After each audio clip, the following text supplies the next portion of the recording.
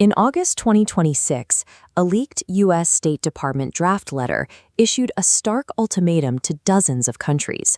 The threat in the letter is explicit. Nations will be permanently excluded from the U.S.-led AI coalition if they join Beijing's competing technology framework.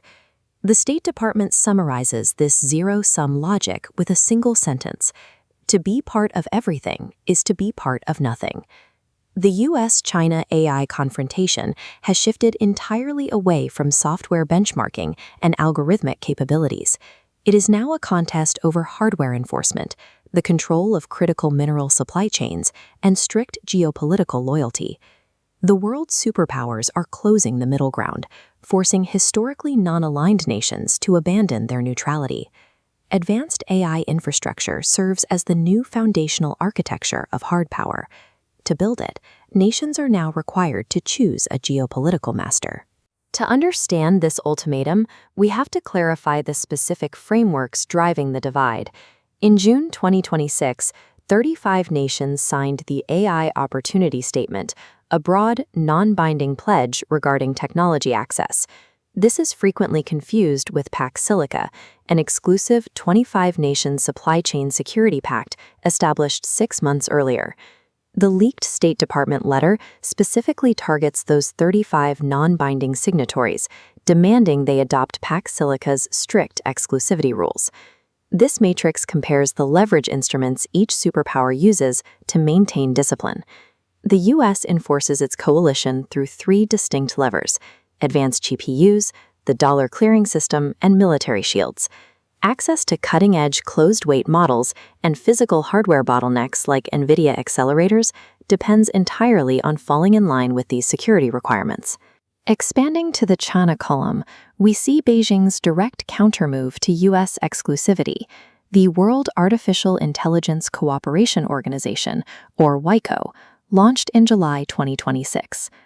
WAICO offers the Global South a different package: open-weight models, turnkey infrastructure financing, and affordable telecom hardware.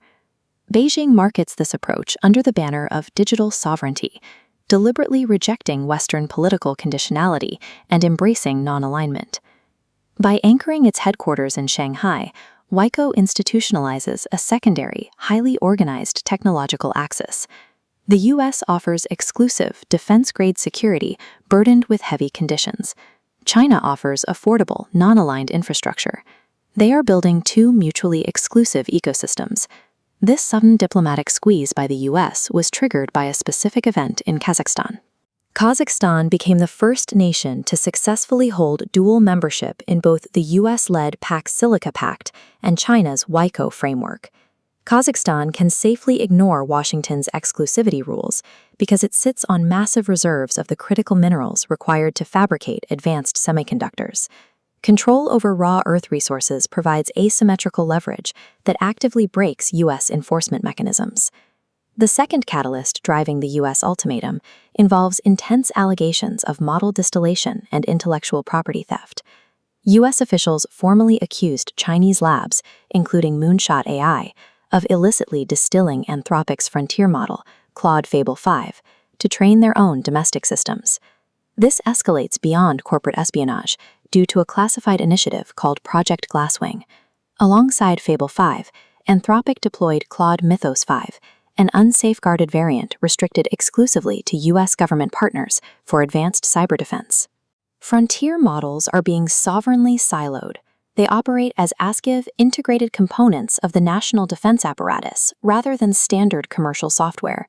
Because cutting-edge AI serves as a direct extension of the military, intellectual property distillation represents an active national security breach. Western policy circles frequently frame this global AI divide as a clean ideological split between open democracies and closed authoritarian regimes. In reality, geopolitical alignment in AI is dictated by practical resource needs, compute access, and infrastructure dependencies, not regime type. This flowchart illustrates the specific strategy utilized by pragmatic middle nations like the UAE, Malaysia, and Brazil to hedge their bets, the dual-stack architecture. They reserve the top layer of their tech stack for highly sensitive systems, relying on U.S. chips, secure cloud architecture, and Western financial and military integrations. Below that sits the broad public deployment layer, built entirely on Chinese open-weight models, affordable telecom hardware, and smart city civic systems. This segmented approach allows these states to avoid forced choices. They leverage U.S. security guarantees at the top while absorbing Chinese infrastructure loans at the bottom. This pragmatic, dual-engagement hedging is exactly the loophole the State Department is attempting to destroy with its exclusivity ultimatum. This timeline projects the geopolitical trajectory for the next 3 years. A single global tech ecosystem aggressively splits into 2 distinct parallel tracks. The United States definitively shifts from friendly coalition building to strict coalition discipline, hardening these tracks into credentialed supply chains. The global AI market will fragment into 2 entirely incompatible hardware and software ecosystems governed by competing standards. AI development is retreating from the open internet, walled off by military and economic leverage. For the global South and middle-tier powers, neutrality is over.